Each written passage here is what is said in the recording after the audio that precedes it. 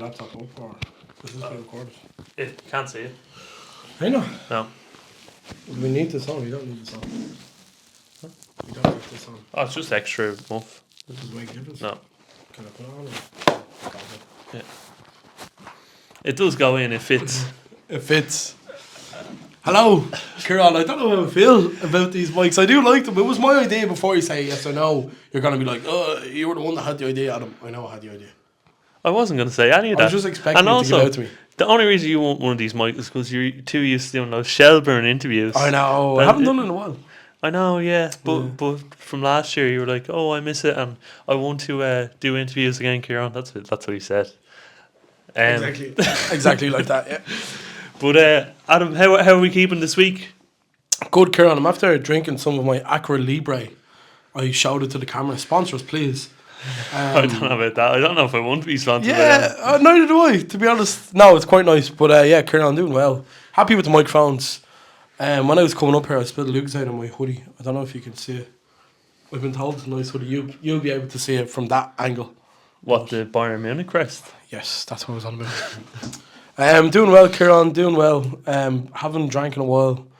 Been looking after myself in some way, shape or form. And do you know what? Funny enough, I feel the better for it. Wow, it's crazy. It's crazy. What a bit of self-help. I know, yeah, it is. Actually, it's crazy. It's almost as if no one preaches about it ever. That's not true, is it? It's not true. But yeah, we're here, Adam. We're rocking, we're rolling. It's going to be a short pod today, I think. Yeah, we're recording on Wednesday evening, Kieran. I've just come from work. You've also come from work. And the football has been outdated as we've... yeah, this is the problem with the podcast, isn't it? The football podcast. Well, to be fair, it is your fault as to why, because it was your birthday on Monday. Oh, okay. Yeah. So Monday's when we usually record. So because I was born on a certain day... You have a lot to answer for. Oh, my God. Where do we start? Oh, God. But I do apologise. Right off the bat, I'd actually like to apologise for the audio issues last week. If anyone's had a few audio issues listening to the pod last week, I messed up. I cracked the code last week. What was it from? I think it was me who did it. Right. Or it was the way we recorded it or something. Yeah. So it was recording a split audio and I forgot to put it to merge. So now it should be merged. So now it should be alright. Okay. But we should be alright.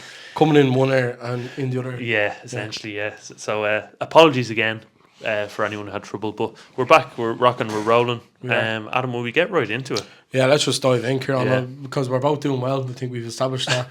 Football-wise, not so well because it was a tough weekend for me. Good weekend for Chelsea. Chelsea got the win the last minute. Briefly touching that, how did it feel to finally get a win? Well, I was in the back page, Adam, for my birthday. Was it your birthday? It was my birthday. Believe it or not, happy birthday, by the way. Happy birthday, by the way. I'm 24 now. Wow. A year older than Nicholas Jackson, who we had the arguments about. Who was bad again on Saturday. But Nkunku scored the last minute equaliser. Yeah. Funny story. And I was given out to for celebrating.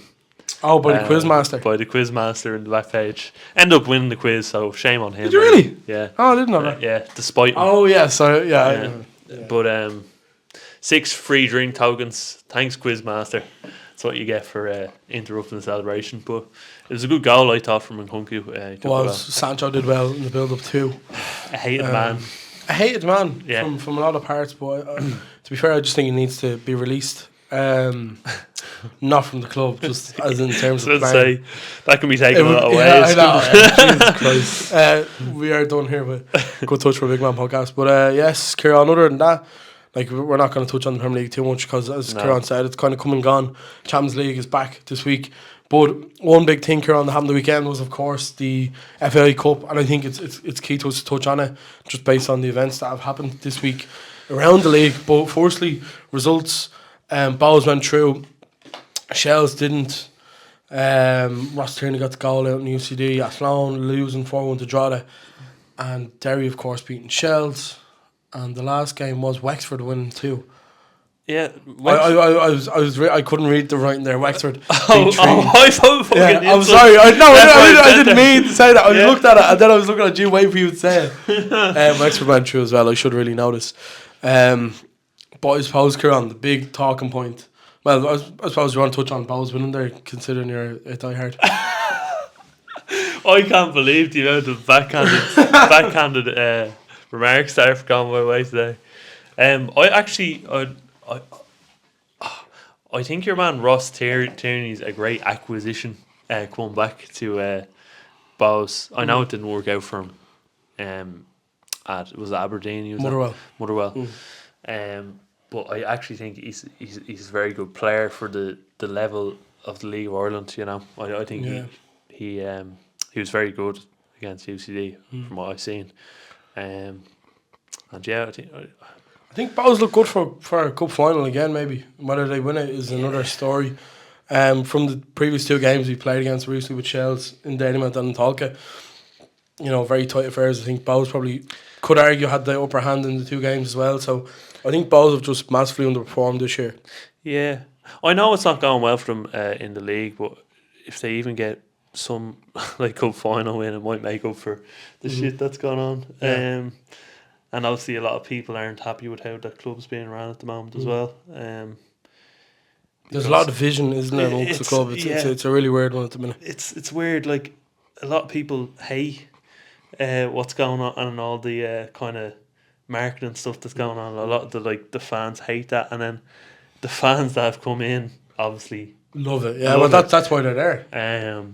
So I for Not me there to win trophies. For me anyway, a football team is about results on a pitch, and that's what it comes down to in the end. Yeah, I think there's a happy medium to be found. Yeah, somewhere like I think there's years gone by. You could be looking at Bowes nearly like they've lost in 2 cup finals. Now, it's very seldom that you remember the losers in these cases, but they've lost 2 in recent years. So like you flip that around, and you're like, oh well, they've won 2 cups, and there's only really 2 competitive trophies in the League of Ireland, the title and obviously the cup itself to go for. The extra sports.ie trophy.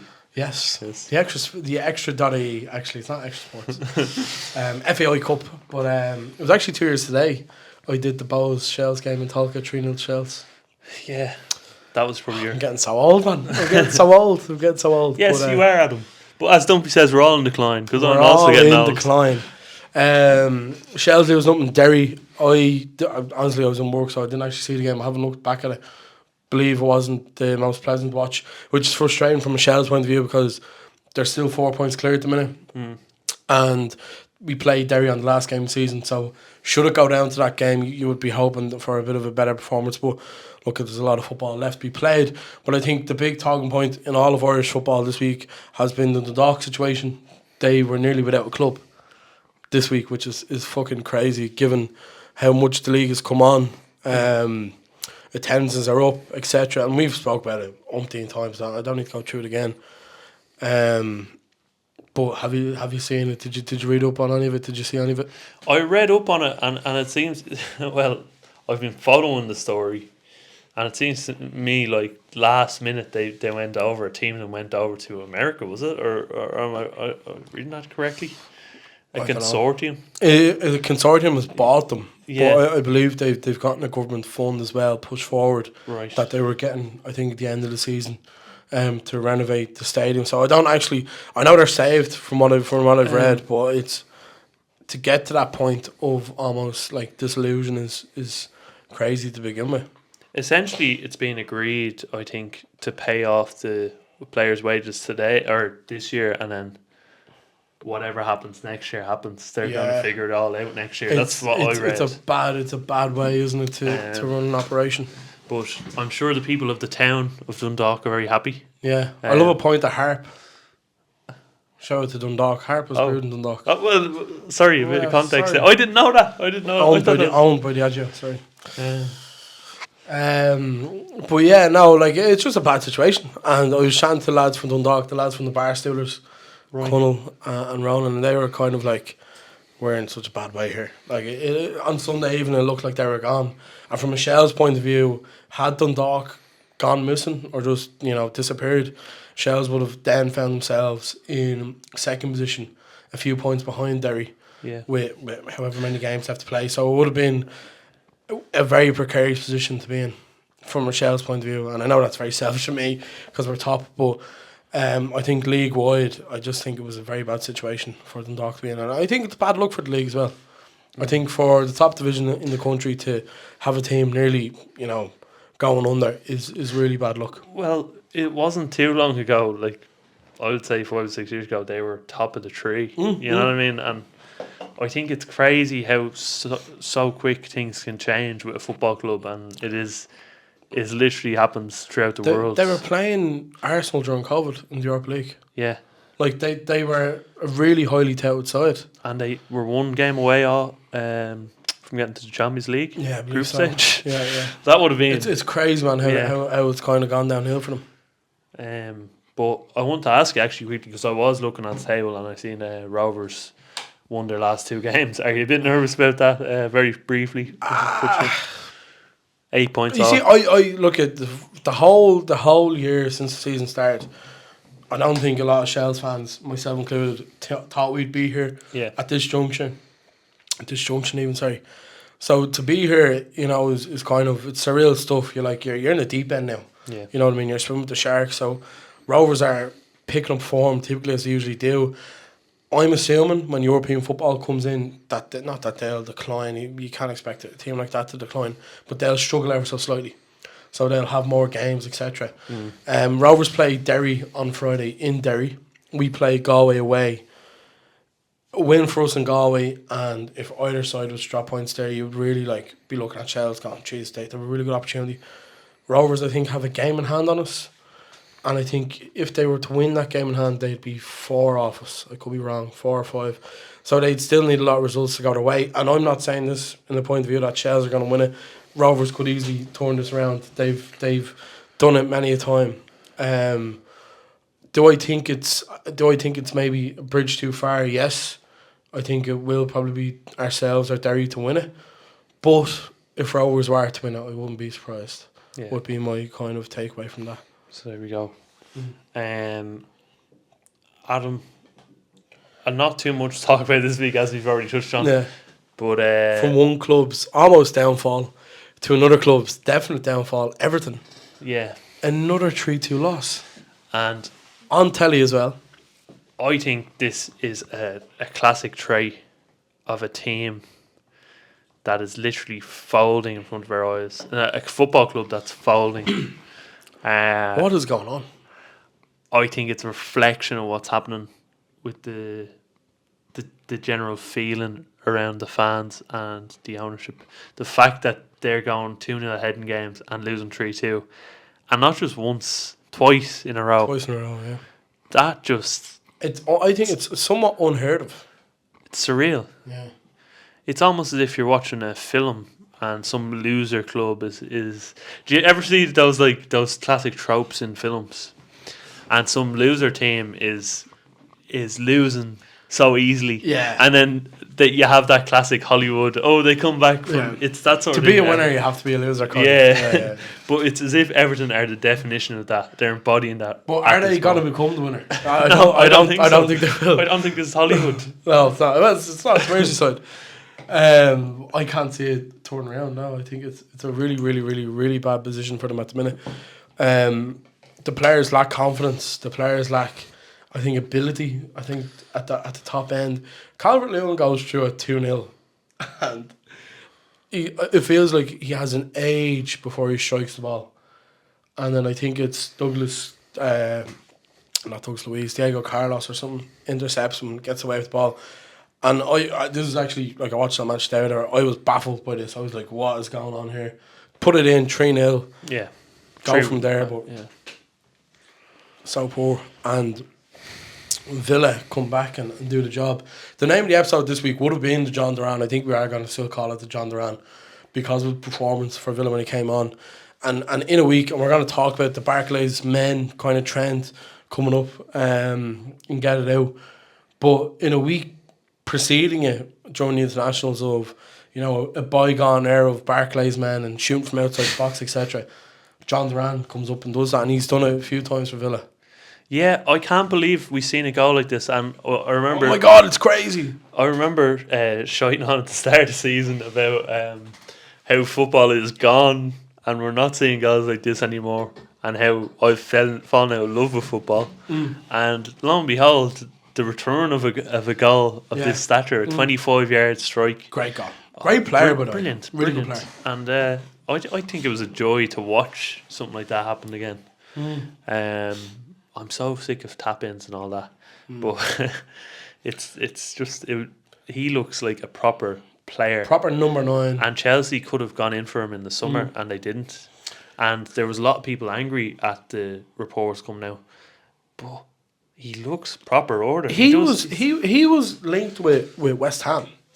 He was linked with West Ham heavily. Yeah. And he did an Instagram live where underneath people were going, "You come on, you Irons, and you come to the Hammers, whatever." And in it, he does this. I'm gesturing towards the camera now, so do look at us on YouTube. But he does that. Come on, you Irons. Which is like the Hammers. Yeah. And the move fell through. And I think Villa fans were a bit pissed off to be like, naturally enough, as you would. And then he goes and gets the winner or the equaliser against West Ham earlier in the season. And then he does that last Saturday. And I don't know if you've seen his goal that was ruled out offside last night. But it was a fucking great finish, man. And I'm looking at a player like him, and look, we've talked about Nunez, we've talked about Jackson at length. Seriously now, would you have Jhon Duran ahead of Nick Jackson? If I gave you... I'm going to dodge around that question and say, it's not a question of having him ahead of Jackson. I think it's a question of... Would you have him supplementing Jackson? Yes.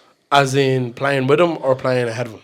Playing with him at the start, as in, I would say if Jackson doesn't improve, you would have him for competition. Yeah. I think the problem with Jackson is he thinks he is the saving grace of Chelsea. Well, who else is there to come in for Jackson? The likes of Kunku, naturally enough, but natural number 9, which is what Jackson's led to be believed. I think you can balance out their games and play them equally and see what happens this season. But obviously we're talking about La La Land. Sorry, La La Land. City of Stars. Every time. You brought up La La Land. Every fucking time. But it's gone now. But Duran, good player. I would have him at Liverpool. I thought that last season as well. Just a few of his games, I think he's a proper old-fashioned number 9. Like, I just think he's... I really rate him highly now. I really do. I do appreciate. Would you have him number 9? Would you sell Nunez and bring him in?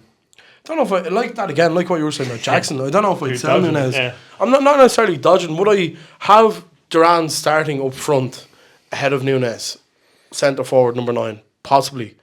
Would I have Nunez on the left? Yes. Nunez on the left. So he's played on the left. On the left. You wouldn't have him on the left ahead of Diaz or Gakpo. That's not the point. I'm just saying. That is the point, actually. No, I'm just saying I would have him like you said about Jackson. I'd have him like where would you play Jackson and Duran up front? Are you playing a 4-4-2? Liverpool's best 11. No, You're saying you'd that's have not the point. Nunez off the left and Duran. I'm telling you told me you'd have Jackson and Duran up front together in a 4-4-2. Is that what you were saying? I didn't say that. But how would you play them together? Their games. How would you play them together in a formation? Together? I wouldn't play them together. Okay, so you would have Duran ahead of Jackson then? That's not what I'm saying. I'm saying ladies and gentlemen, we got him. Speaking about Liverpool Champions League last night, Kieran, you texted me on Saturday evening while you're in the back page. Arnie Slot, Dusty, and then he goes and does that to Milan last night. Did you look at the Champions League last night? Adam, I'm gonna cut you short right here. Now. This be good because this Liverpool bias is creeping in. Here we go. No, it's not creeping in. I think Milan were unbelievably poor. Yeah, so bad. From bad. The Milan teams years ago, and I think their recruitment over the last few years is finally coming to bite them in the. We were talking about in the chat last night. Rory said a lot of Chelsea players in this Milan side. Yeah. There's a reason why, no offence to Chelsea at all, there's a reason why these lads are knocking about Milan and not playing for the likes of Real Madrid and Barcelona, just for example. Barcelona's probably a bad example, but City, Arsenal, ourselves. Yeah, even Chelsea to an extent. I would say that a lot of the players that Chelsea got rid of aren't it in terms I would say Loftus-Cheek is legless and I signed him. Yeah, I think he can't run. Pulisic is too lackadaisical on the ball. He doesn't get the ball away quick enough and doesn't progress playing anyway. Good finish by him last night though, in fairness. Tomori, as you say, too short. It's probably too short. And that's a horrible thing. It's a horrible thing. I'm 6 foot, but he is too short. Yeah. And these Ian's gonna love that. These are sad realities. And Tammy Abraham coming in. Are they trying to buy Why? the Chelsea? Abraham comes on, right?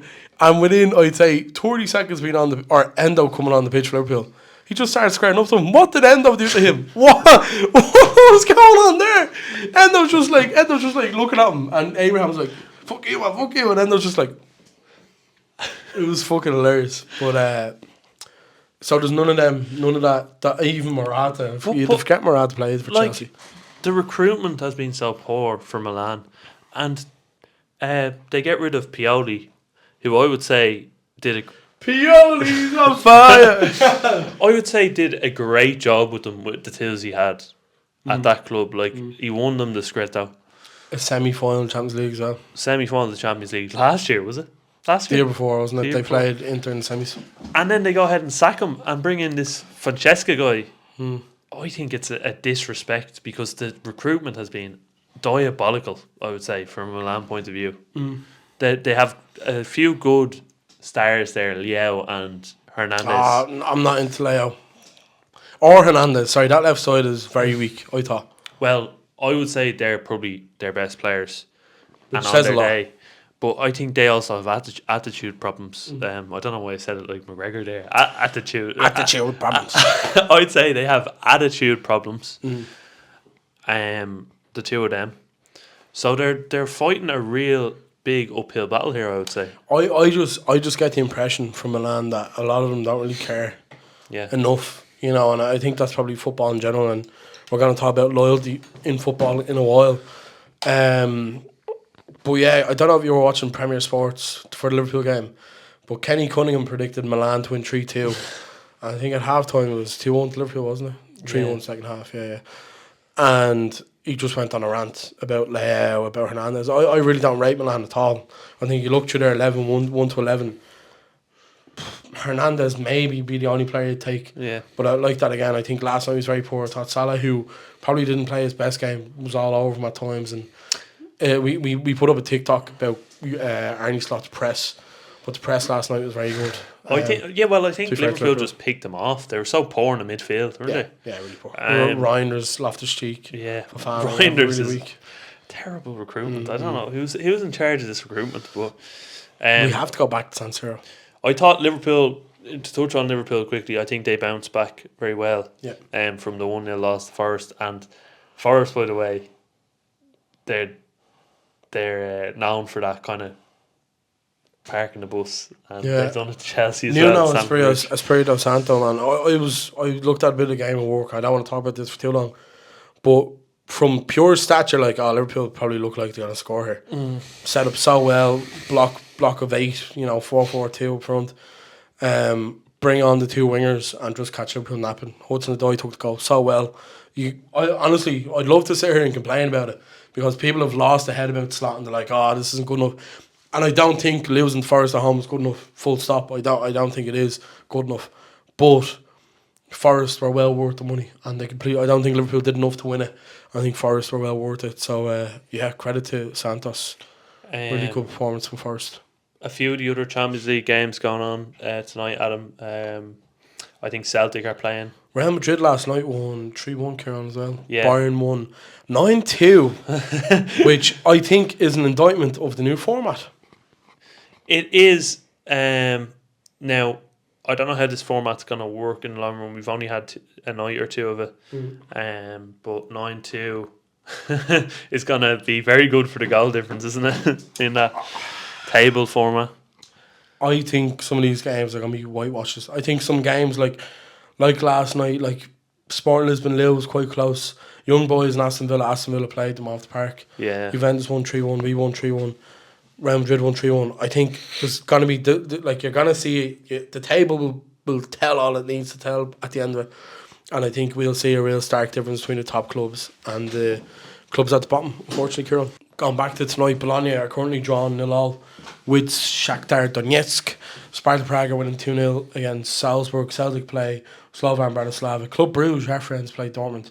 City play Inter and PSG play Girona. I would not be surprised if the majority of them ended up being whitewashes. Yeah. Which again, I think is very unfortunate.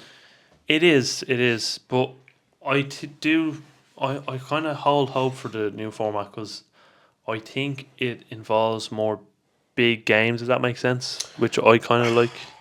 And I know you're going to say Super League. But man, that's the point of it. Like, I know. like last night was right. Liverpool Milan. You think of Champions League final 05, 07. People were building up last night as if it would be a classic like that, and Liverpool just go in and ransack them 3-1, no bother. But I don't see how that's any different from a Champions League game. I know there's pots and such, but they're both going to get the equal number of games. I just think Super League vibes off it, and I think there'll be a big division between the likes of City, Bayern, Real, ourselves, Arsenal. I wouldn't be surprised if they won the majority of the games, 6 out of 8 games, because we play Madrid, for example. So obviously it'd be tough for both of us to win that game. But like I think there'll be a stark difference at the top of the table, which is usually the case, generally speaking, in league football. But if anything, I think at the top level of European football, I think it's a bad luck. If anything, this gives, if you want to call them smaller sides, more of a chance to compete at a higher level. Absolutely. And I agree with that. Play better teams week in, week out. No, I fully wholeheartedly So I agree would with say it's not complete Super League. And on top of that, I make another point about the smaller teams, quote unquote. If they get inside the top 24, say if they win 2 or 3 games, they get another crack at the whip. No, this is it. But you would imagine at the kind of end game of Champions League, like just suppose Liverpool were playing Slovan Bratislava in a quarter final game, which could potentially happen. Do you think Slovan Bratislava are going through? Honestly, probably not. Yeah, well, there you go. But it gives them a chance. It does give them a chance. It does. But I think that's a bit of a bogus argument. I don't think it's a bogus argument. But I think it's good to an extent, but also I think it looks bad. That would be my overall opinion. Right, we'll see if Liverpool beats Slovan Bratislava then. So we spoke briefly there about Man City. They kick off their campaign this evening against, as I said, Inter Milan, which, you know, could potentially be a good game. I would imagine City will walk away with that though. But the big one tomorrow, Kieran, big one this weekend even, is Arsenal and Man City. A big game. Do you think it's too early to say league decider? I think it's too early. Yeah. 100%. I'm not going to say looking forward to this game because it was so bad last year between these two sides because they just cancel each other out, I find. But it's going to be a very competitive game, I would say. I think the absence of Odegaard for Arsenal is huge. They won't have much in the midfield. Sorry, my voice is all husky here. Your voice is breaking. Finally, it's been years. It only took till 24. But I do think that will kind of dictate what we see going on. I think City will have the crux of the possession. And for Arsenal, you have the 2 best defenders in the league, I would say, as a duo. Saliba and Gabriel. They will be Arsenal's kryptonite. Saliba. Say, they will quite literally be the thing stopping Arsenal from losing, I think, in this game. Yeah, I think it's a big game for Arsenal. I think it's a time for them to show themselves, to prove themselves, really at the highest level. Man City, look at these games are very monotonous at times. Like they kind of play each other out of the game to an extent without actually doing a whole lot. And I remember Arsenal fans celebrating a draw last year there, and I think that's pretty small time, to be honest. I don't think if you're winning the league you need to be beating these teams, and they did it last year at home against ourselves and City, to be fair to them. Away from home they couldn't get the job done and probably got lucky at Anfield when Odegaard started playing basketball. But the game itself, yeah, it's too early to call it a league decider. I think Man City are going to walk away with this league anyways, but I think an Arsenal win really shows the cat amongst the pigeons. It does, and they have the capabilities. As I said, they have the best defensive record in the league. Well, 4 centre-halves playing would do that.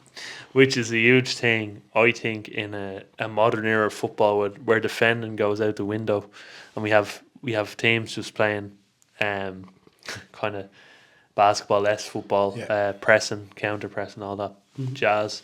But they have a defensive partnership that they can really rely on, I would say. And yeah, best in the league for me, defensively anyway.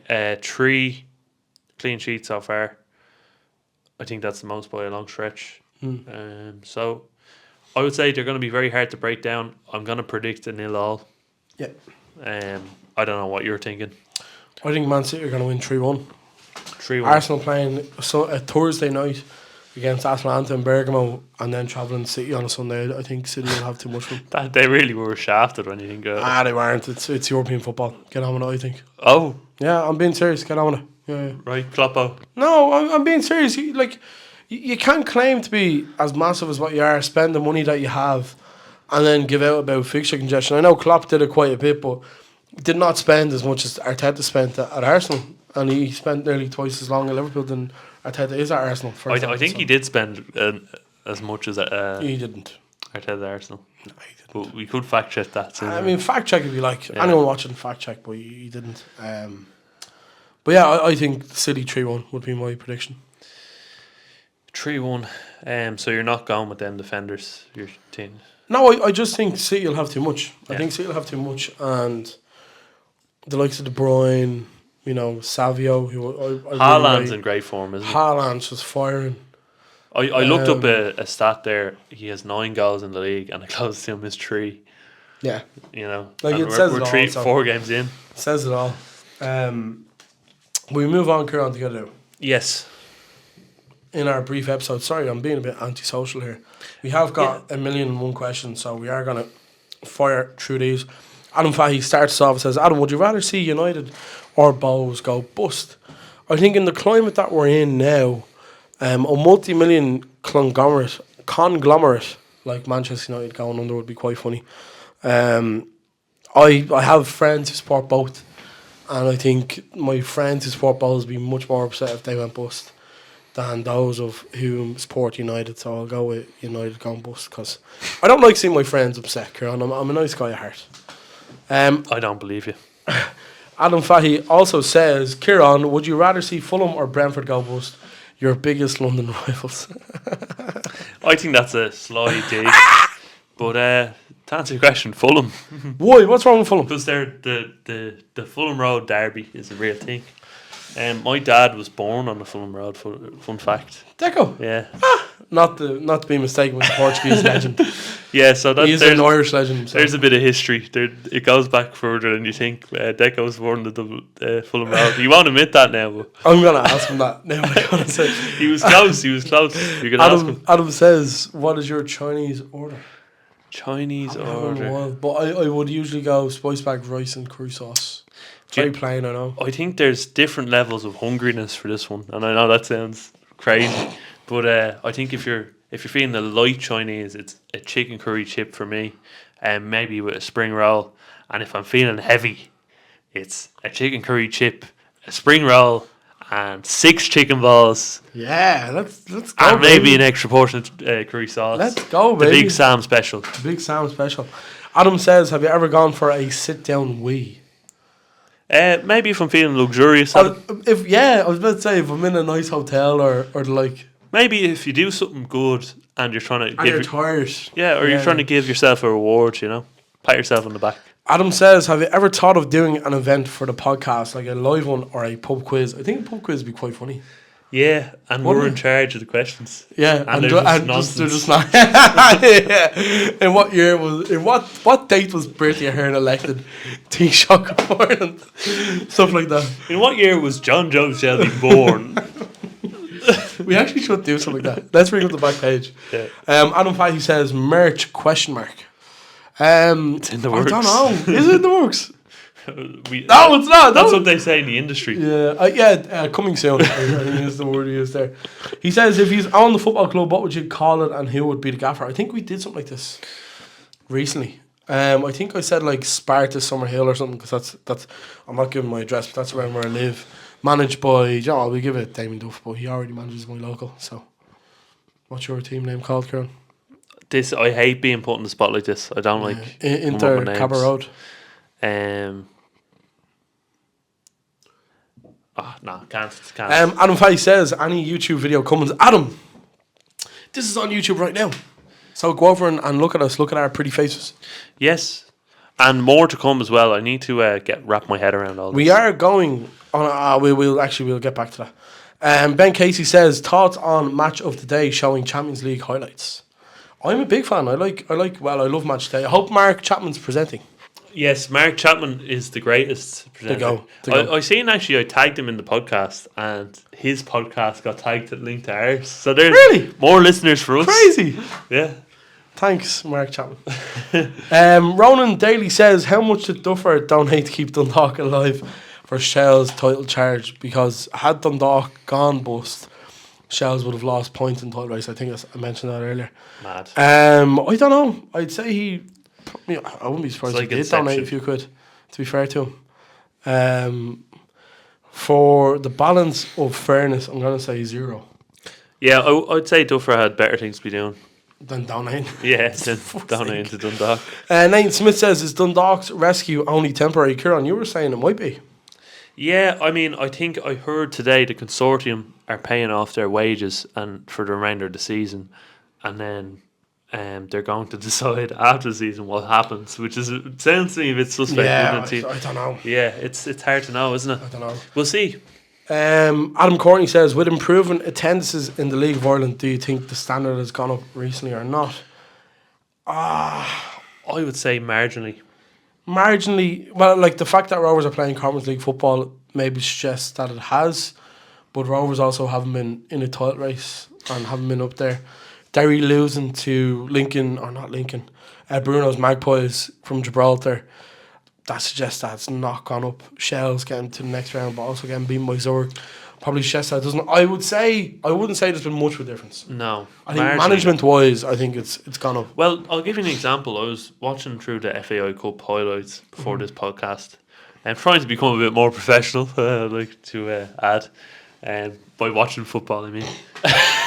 But I was watching through the FAI Cup, and I watched the 3 games between League of Ireland sides, and there were involving League of Ireland sides. Would say I think there was maybe Championship side or 2 mixing, but I would say the standard was better in those games than the all Championship tie I watched between Wexford and Treaty.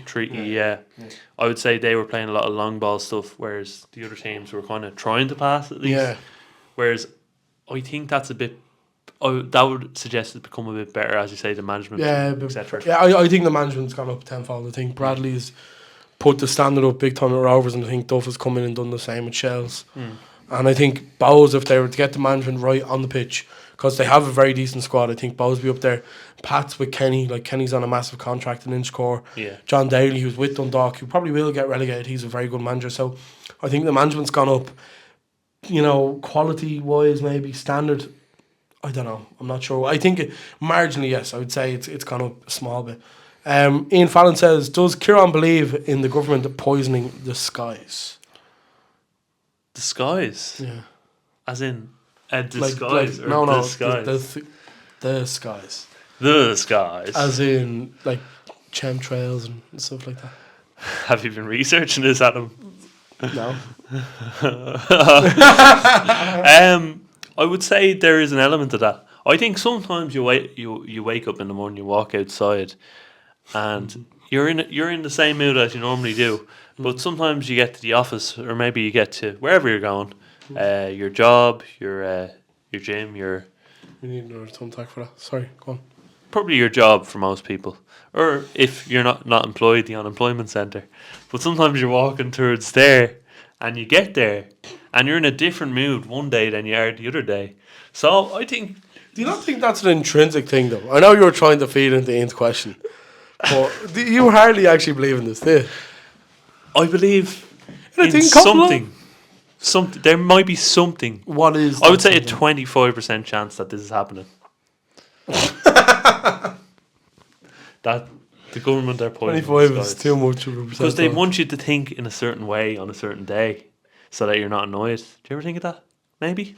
Ian says, if the perfect point of Guinness was an Irish footballer from any time, who would it be? Gary Breen. You love Gary Breen. Do I? I don't know, do you? That's what I said it in a questioning manner. Lee Carsley. Why? Glenn Whelan. Stop naming bad players. I don't know. Richard Dunn. I'm going to specifically say Richard Dunn's performance for Ireland against Russia in my the God. Yeah, World legendary. Cup campaign. Yeah, I'd agree with that, yeah. His number written on, get this on TikTok, number written on TikTok on his jersey and everything, because remember he got blood on it. Head hitting the ground. Yeah, great performance. Richard Dunn is my pair. Richard Dunn versus Russia is the perfect embodiment of a point against. There you go. Yeah. Richard Dunn would take down Russia alone at the moment. Ian says AC Milan 04-05 era or Inter Milan under Jose Mourinho. I think this is probably known by the masses, if there is a masses, but Inter Milan under Jose Mourinho is one of my favourite teams of all time. I'm going to disagree and say AC Milan. Yeah, of course, yeah. Got You me can into trade football. Yeah, fair enough. Okay. Watching their performance, I think it was against either United or Liverpool. They beat them 3-0 in the semi-final. United, I think, yeah. United, yeah, and it's just a brilliant team. Yeah. And to see how far they've fallen actually annoys me. Yeah, and you know Liverpool. what? Like, even so, Inter Milan under Mourinho, like, I don't know if I did it on the podcast before, but did I name the team 1 to 11? I think I did, didn't I? Yeah. It's one of your favourite teams. It's one of my favourite teams ever, man. Pandev, Schneider, Milito, Eto'o. Like, going forward, man, and even at the back, that's such a good team. Cambiaso, Zanetti. I could be here all day talking about them. You look at the Inter Milan team now, and it just lacks. Like, I'm talking about these characters, right? Zanetti, Schneider for a long period, Cambiaso for a long time, Materazzi at the back, Maicon, Julio Cesar. Loyalty. These players were loyal to the cause. You like that, yeah. These players were loyal to the cause. I feel like that's completely gone from football now. Not completely, but big time. Even Trent Alexander-Arnold sniffing around Real Madrid, I think, is bad. I think we're part of a different culture now. Yeah, absolutely. And it's feeding into the players. So, see the way we're on TikTok, and Adam called it brain rot earlier. I think a lot of this feeds into the new age of football as well. Where is my mom? But like, I think a lot of people's values have changed, and that kind of alludes to football in a sense, because loyalty is a trait that kind of goes back. It's about honour, it's about principle, and maybe some of that has escaped in society now. Whereas we're kind of seeing a change where society's kind of become more fragile in a sense. Oh, big time. With those kind of things, and you can kind of pinpoint to where that's stemming from. Is it religion? Is it I don't know. Is it lack of religion? Is it lack of morals? Maybe I don't know. Yeah. But I think a lot of that feeds back into loyalty as a trait for footballers as well, because they're getting fed with this amount of money, X amount of money from another team, or maybe they're just not feeling loyal. Yeah, to a sense, and they're kind of saying, "Oh, I'll just go here." Yeah, and we seen this very recently. Rafael Leao, Kenny Cunningham was making that argument, and Rafael Leao, I was saying, what's wrong with being loyal?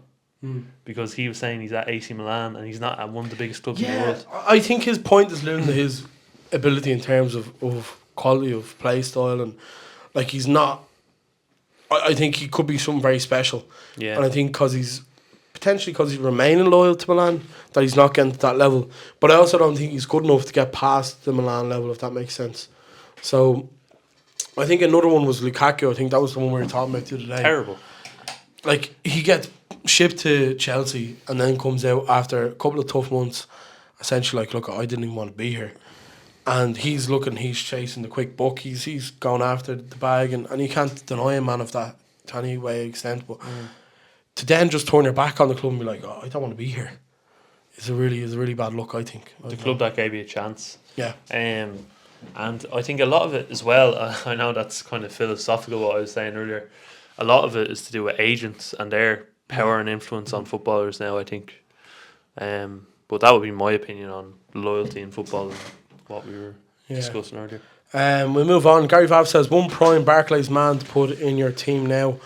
I would love 2012, 2013, meet you leading the line for Liverpool. Barclays man. What is a Barclays man? I have a list of them here. Ricardo Fuller. What is a Barclays man? Really? A Barclays man, we were discussing this earlier, I think is a player before and prior to the year of the 2010s. No, I think it's between 2003 and 2015. Honestly, I I think do. that's too late. I don't think it is It's because for nostalgia. the Premier League was still named the Barclays Premier League in 2015. Like Leicester won the Barclays Premier League. Yeah, Do you know? but I think a Barclays man is for nostalgia people our age, people born from the 2000s to 2005 era. Yeah, I but would I'm say- 98.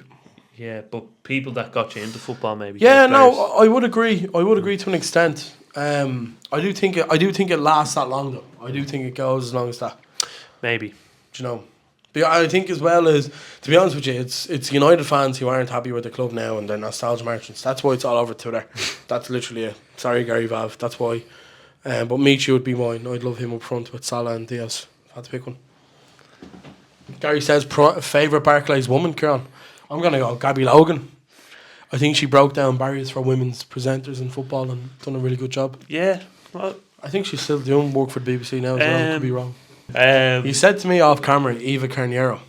yeah, I didn't say that now. I didn't say that. She ruined Hazard and Mourinho that year. Gary also says, can we make a Barclays man 11? Kieran, I think this is the perfect TikTokable content that our viewers want. Is So it? let's take a seat and look at the camera Right. really properly. Kieran. So Kieran, in goal for me, for my Barclays man 11, UC Yaskaloin of Bolton, right back Glenn Johnson when he was at Portsmouth, Breda Hangeland and Chris Sambo, Fulham and Blackburn at centre half, Yuri Shirkov of Chelsea at left back, Sherdan Shaqiri at right mid, Marouane Fellaini and Rafa van der Vaart of Everton and Spurs respectively, Max Rodriguez running down the wing, do for Liverpool at left mid for me, and up front Michu and Hugo Rodallega of Swansea and Wigan. Kieran, that's my Barclays man 11. Throwback, if I ever Right, seen. I love every single player in that list except Breda Hangeland.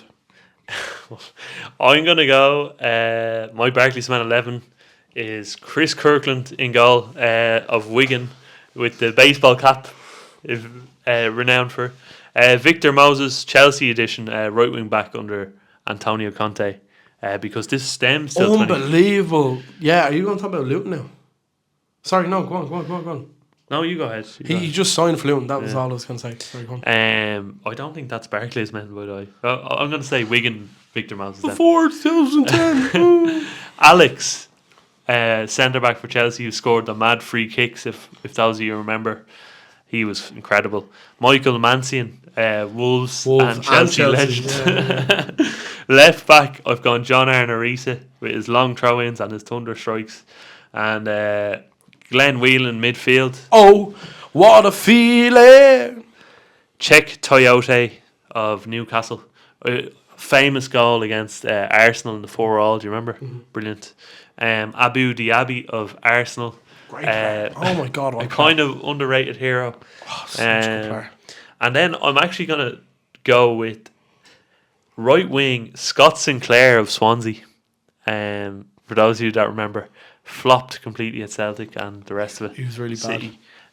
Chris Eagles of Man United. This is a terrible team. This is a really bad team. Under Sir Alex You Ferguson, need he a got good- a few games. You need a good hard look yourself. And Bolton, Chris Eagles. I'm going to go with Got relegated with Bolton. Ricardo Fuller up front, of Tony Pulis' Stoke, who were predominant in the Barclays. Dave says, thoughts on Chelsea's Champions League performance, Kieran? Hilarious. Ben Casey says, how would you spend 13 billion Apple tax? Probably very poorly, I'd say. I'd spend it on... Do you have shy- 13 billion years, Ben? Because that's how long it'll take for me to explain what I'd spend it on. David, that was so serious, man. I would bring your sister out on a date, Ben. Oh my God. Shout out to his sister. Is that how much it would take? I don't know. I've never met this woman before in my life. We haven't mentioned You're her just once. assuming. David Dunwoody says, away days order a mystery jersey each and pick the best one to go to a European game. We are going, Kieran, we've ditched Brews for Watford because we're not, well, we might go on the New Year. Because you just bottled it, We essentially. didn't bottle it. The game was not good. And instead we're going to Eindhoven, but we're also going to Rotterdam. So we might This could be Rotterdam or anywhere. Sorry. we might make an actual vlog, Kieran, and become vloggers, will we? Yes, let's become influencers. Yeah, because let's everyone become is influencers. nowadays. But yes, Woods are not a bad idea. I don't know if we'll do it, but it's not a bad idea. Would you do it? What team would you want to carry on if you got a mystery jersey? I'd want the Spanish team, Basque Country. Some random Bilbao or something would be nice. Someone from like the Diamond League or something. I mean, do you even know what the Diamond League is? No, you don't, obviously. Ronan says, after a few games, how do we feel Slot is cooking? All right, I suppose, Kieran, you're not mad about these millennial terms, are you? No, like, can you simplify that in English? Like, he's not Gordon Ramsay. You know what I mean? Or Joan Pierre White or whatever. Paul Hollywood. To answer your question, he's a manager of football. To answer your question, Rowie, I think he's doing well. I think he will do well. I think the game against Forest was, I'd love to say it was a blip. The performances away to Milan and Manchester United suggest that the minerals are there. But yeah, that's my opinion on Slot so far. I would say unproven. We'll see what happens. Phil Mangan says, for fuck's sake, Phil. These questions are awful, Phil. I'm not lying to you, right? I'm looking at in the camera right now. We cannot answer this. So stop asking questions like this. Please. I appreciate the questions. But we can't answer some of these like look at that. Do you know what I mean? I think he knows that as well. Oh, he does know. Phil says the battle of Ronaldo versus Messi. Pick one, Kieran. I'm not saying the rest of the question, obviously. we can't say that. We literally can't say that. I'm gonna say Messi. Yeah. He says favourite Garrett Crooks moment. Garrett Crooks. No, Garrett Crooks. Is that the fella off Talksport? He's on the BBC, yeah. Did you see his video the other day? I think I sent it. Hold on, I'll try and find it. It's quite funny. This is the video of Garrett Crooks that went viral the other day. I don't want you up and then pride. That's outrageous. I don't want It's a 2-second video of him saying pride. That is outrageous. Oh, it's fine. It got about 30 million views on Twitter. Final score. Yeah. I love Garrett Crooks Wadsworth. Do you ever see his teams of the week? They're always terrible. We'll get him on the podcast. Get this podcast over for the love of God. Last question. David Muller says, how do we stop League of Ireland teams falling into such issues such as Dundalk and Cork recently and others? Cork have a new team every few years, so you're never going to stop them. That's a massive dig. Sorry. You're not going to stop them anytime soon. As far as to fix the situation, look, there's a lot of, I'm not going to say issues with the league, but facilities is one.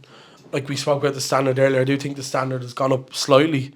I think there's more eyes on the league than there ever has been. There's more people going to games as there ever has been. But facilities is a big thing. Like we're not too far away from Dalymount here, and Bows are turning people away on a Friday night because they can't fit them into the stadium. And I'm not saying that in a mean or bad way. That's a good thing for Bows that they're getting such crowds. Shells were selling out games during summer European games, Dublin derbies. Like the big games tend to sell. Now you look at Rovers up in Tala, have a 10,000 seater stadium that's very rarely filled, but on big occasion it is. So I think you have to, bring better facilities, put more money into it, invest in it, advertise it better. Probably break away from the FAI might be a shout, but there's a lot that goes into it. I don't think it's any one thing to kind of stop things like that happening to Dundalk and Cork.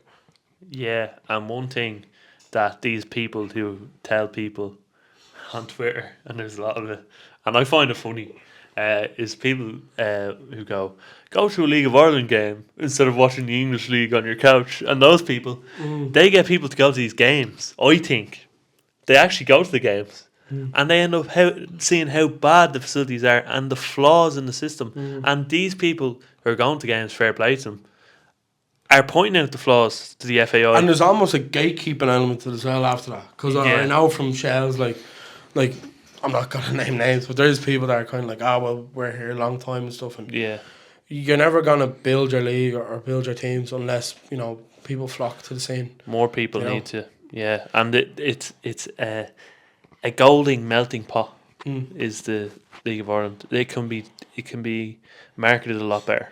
That's what I'd say. I think that's a very interesting point you made there as well, because it's not something I buy to. Like, I never get this kind of, you don't have an opinion because you don't support a League of Ireland club, yada, yada, yada. I know I gaslight you about it quite a lot, but I don't actually mean it. People are entitled to do what they want to do. Like, if you don't want to watch Chelsea on Friday night, you don't have to. If you don't want to watch Bows, you don't have to. If you want to watch Chelsea or Arsenal on Saturday afternoon, that's your prerogative. That's what you want to do. So I don't think kind of using that argument against people is going to make anyone come in. I don't think you're going to get more people coming to games as a result of that. So it's a very strange one, I think. But just better facilities, investments, advertising. There's a lot that could be done to kind of to help it a bit more. Encouragement to go to games. Encouragement, yeah, and I think encouragement comes with success. Encouragement comes with more clubs. There's a fellow I know from Drogheda in work, and he sports Bows. Now, he doesn't support Drogheda, but he sports Bows, and like that's because of Bows marketing. That's Bows jerseys they bring out, Fontaines, Bob Marley, yada yada yada. There's people against it, and I can see that. I can see why. But there's people also for it, and again, I can see why because it does work. But there's a lot of things. You have to get out there in the eye, I suppose, would be the big one. And on that note, Adam, thank you for joining us this week on our Good Touch for a Big Man podcast. We hope you enjoyed. Please do check out our TikTok. We put one up before the show recorded of us blind ranking Premier League duos. Please do check it regularly for videos. Follow the Instagram where I'll put up reels. Twitter, I have to use Twitter. I'm sorry, guys. I don't really use Twitter, Kieran. I do apologise. sorry. Oh, sorry. Anything else, Kieran, to add? Yeah, one last thing. I want character. I want passion. I want character. Your man, Barnett manager. Oh, yeah. We didn't talk about him. Thanks for joining us, and we'll leave it there, so. We'll leave it there, so.